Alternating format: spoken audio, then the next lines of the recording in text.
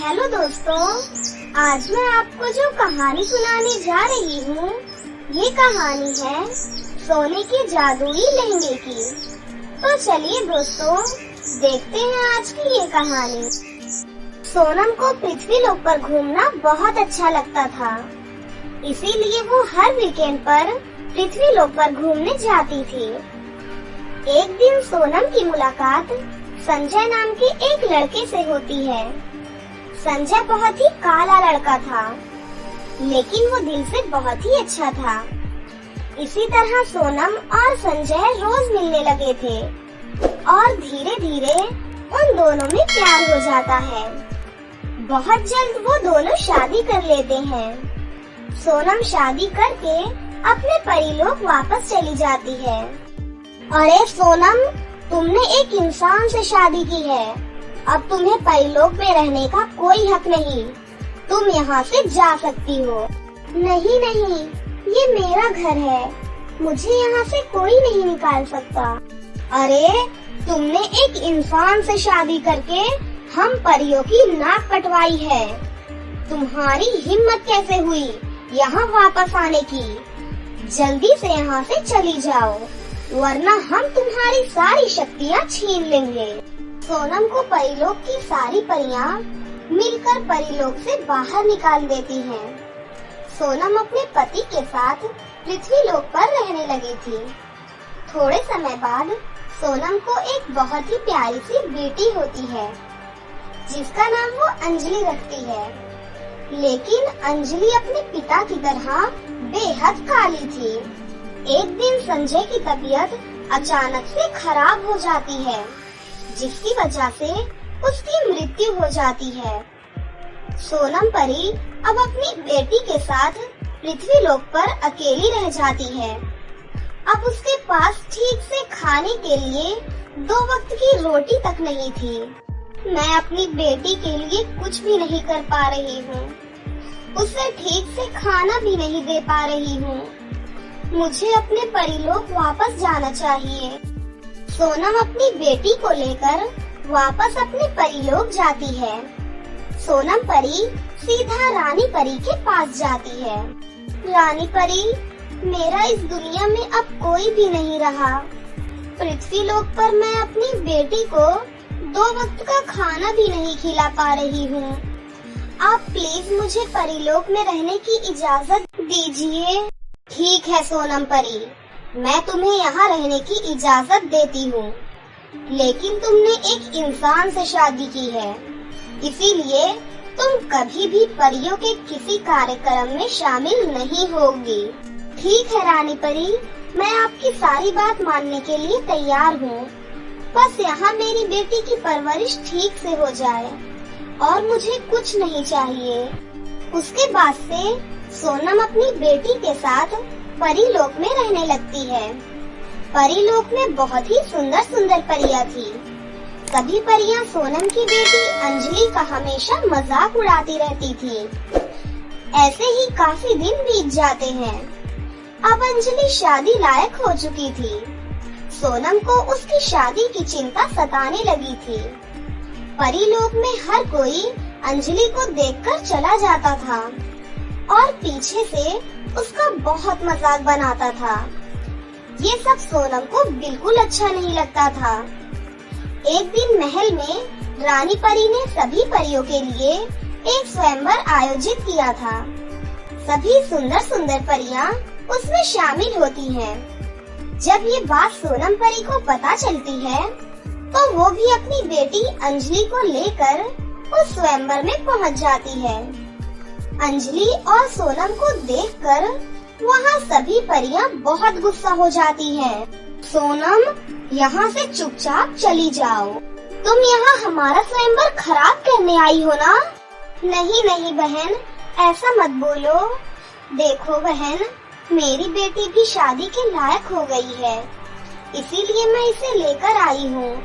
क्या पता मेरी अंजलि को भी कोई लड़का मिल जाए। ये स्वयंवर परियों के लिए है, इंसानों के लिए नहीं। और तुमने पहले ही एक इंसान से शादी करके हम परियों की नाक कटवा दी है, इसीलिए अच्छा होगा कि ये इंसान की बच्ची को लेकर यहाँ से चुपचाप चली जाओ। ये आप कैसी बातें कर रही हैं?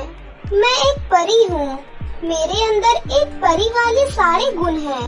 अगर तुम एक परी हो तो तुम इतनी काली क्यों हो? हमारी तरह गोरी क्यों नहीं हो? क्या तुम्हें मालूम नहीं कि परियां बहुत खूबसूरत और गोरी होती हैं? तुम काली हो, बेहद काली। इसीलिए तुम एक परी बिल्कुल नहीं हो सकती। अब चुपचाप यहाँ से बाहर चली जाओ, वरना हम धक्के मार कर तुम्हें बाहर कर देंगे। तभी वहाँ पर रानी परी आ जाती है। ये सब क्या हो रहा है? तुम सब इतना चिल्ला क्यों रहे हो? देखिए न रानी परी, ये सब मुझे और मेरी बेटी को इस स्वयंवर में आने से मना कर रही है। मेरी बेटी भी शादी लायक है रानी परी, उसे भी इस स्वयंवर में आने का पूरा हक है। देखिए रानी परी, अगर ये इंसान की बच्ची इस स्वयंवर में रहेगी तो हम सभी परियां यहाँ से अभी चली जाएंगी। हाँ, हम अभी चली जाएंगी।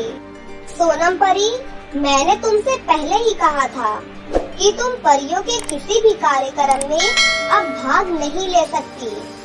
इसीलिए तुम अपनी बेटी को लेकर यहाँ से जा सकती हो।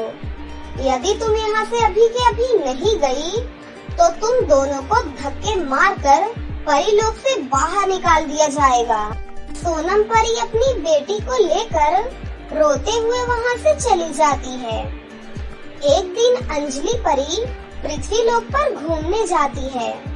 तभी उसे किसी के चिल्लाने की आवाज आती है।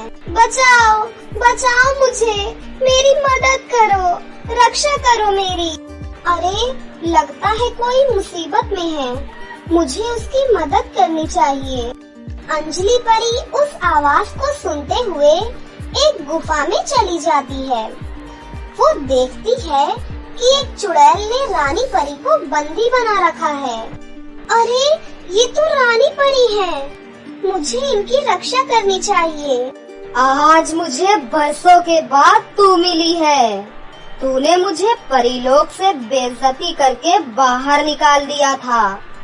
अब देख, आज मैं अपना बदला लूंगी। मैंने तुम्हें परीलोक से इसीलिए निकाला था क्योंकि तुम काला जादू करती थी और दूसरी परियों को परेशान करती थी। मैंने तुम्हें तुम्हारे किए की सजा दी थी, कुछ गलत नहीं किया था। अब मैं तुझे तेरे किए की सजा दूंगी बुढ़िया। आज देखती हूँ तुझे कौन बचाता है। चुड़ैल रानी परी को मारने के लिए अपने शस्त्रों को तैयार करती है। ये चुड़ैल तो रानी परी को मार डालेगी। नहीं, मुझे रानी परी को बचाना होगा। तभी अंजलि चुड़ैल के सामने पहुंच जाती है और बोलती है, रुको, तुम रानी परी को कुछ नहीं करोगी। मैं तुम्हें चेतावनी दे रही हूँ, रानी परी को छोड़ दो। ए लड़की, चुपचाप यहाँ से बाहर चली जा। मेरी तेरे साथ कोई दुश्मनी नहीं है। मैं इस रानी को इसके किए की सजा दे रही हूँ। मैं सब जानती हूँ, रानी परी कभी भी किसी के साथ गलत नहीं करती, इसीलिए इन्हें छोड़ दो। मैं तुझे आखिरी बार बोल रही हूँ, यहाँ से चली जा, नहीं तो तेरे लिए अच्छा नहीं होगा। मैं यहाँ से नहीं जाऊंगी, मैं रानी परी को अपने साथ ही लेकर जाऊंगी। चुड़ैल अंजलि पर अपने जादू से वार करती है और उसे गोल गोल घुमाकर जमीन पर गिरा देती है। मैंने कहा था तुझे कि चुपचाप यहाँ से बाहर चली जा। अब इस रानी परी से पहले मैं तुझे मारूंगी, उसके बाद इस रानी परी को मारूंगी। अंजलि अपने जादू से चुड़ैल से लड़कर रानी परी को आजाद कर देती है। रानी परी आजाद होते ही अपनी शक्तियों से चुड़ैल पर वार करती है और चुड़ैल को कैद कर लेती है। फिर अंजलि और रानी परी मिलकर चुड़ैल को भस्म कर देती हैं। तुम्हारा बहुत बहुत धन्यवाद बेटा। अगर तुम आज सही समय पर नहीं आती तो शायद आज मैं जिंदा नहीं मिलती। रानी परी, आप हम सबकी रक्षा करती हैं। यदि आज मैंने आपकी रक्षा की तो इसमें कोई बड़ी बात तो नहीं है। तुम सच में बहुत बहादुर हो। मैंने तुम्हें हमेशा गलत समझा और तुम्हारे साथ हमेशा गलत किया। मुझे माफ कर दो बेटी। कोई बात नहीं रानी माँ, जिस समय पर जो सही था आपने वही फैसला लिया। इसमें आपकी कोई गलती नहीं और मुझे आपसे कोई शिकायत नहीं रानी माँ। अंजलि की ये बात सुनकर रानी परी अंजलि को गले से लगा लेती है और उससे कहती है, अरे रुको, मेरे पास तुम्हारे लिए कुछ है। इतना कहकर रानी परी एक सोने का लहंगा प्रकट करती है और अंजलि परी से कहती है, अंजलि ये लो बेटा, ये एक जादुई सोने का लहंगा है। इसे पहनते ही तुम बहुत ही खूबसूरत और गोरी हो जाओगी। तुमने मेरी इतनी मदद की है और ये मैं तुम्हें दे रही हूँ। ये लो, इसे पहन लो। उसके बाद अंजलि उस जादुई लहंगे को पहन लेती है और देखते ही देखते वो बहुत ही खूबसूरत और गोरी हो जाती है। फिर वो रानी परी का शुक्रिया अदा करती है और उसके बाद वो दोनों परीलोक वापस लौट जाते हैं। परीलोक आकर अंजलि अपनी माँ को सारी बात बताती है। रानी परी सोनम के पास अपने बेटे शाहरुख का रिश्ता लेकर पहुँच जाती है। सोनम, मुझे अपने बेटे शाहरुख की शादी तुम्हारी बेटी अंजलि के साथ करनी है। क्या तुम इस रिश्ते से खुश हो? रानी परी, क्या आप सच में मेरी बेटी का रिश्ता अपने बेटे के साथ करना चाहती हैं? हाँ सोनम, तुम्हारी बेटी बहुत बहादुर है।